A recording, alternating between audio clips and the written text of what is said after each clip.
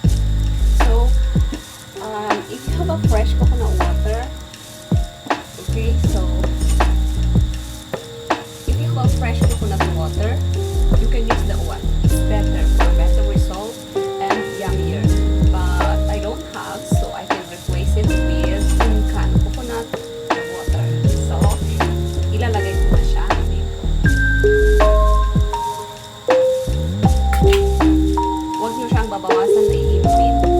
Siguraduhin yung ilagay niyo lahat dito, okay?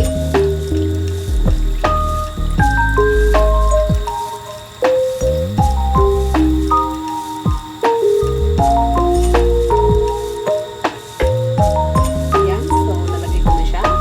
I-stir lang natin siya and let it simmer. Okay? Let it simmer for a couple of hours para magiging malambot yung meat.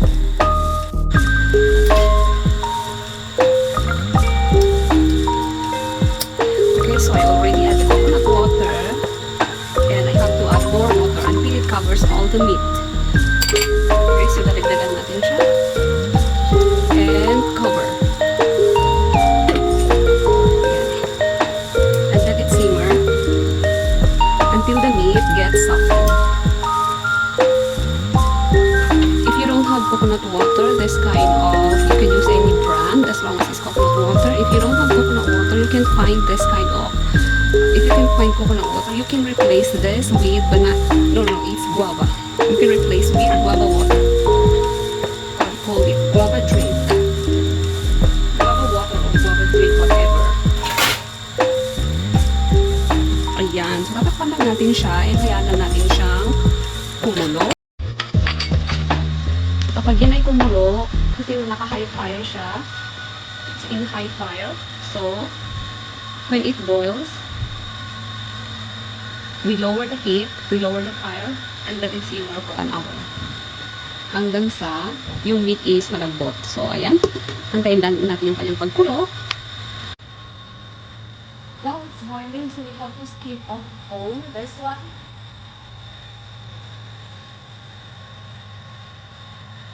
Have to take it off this.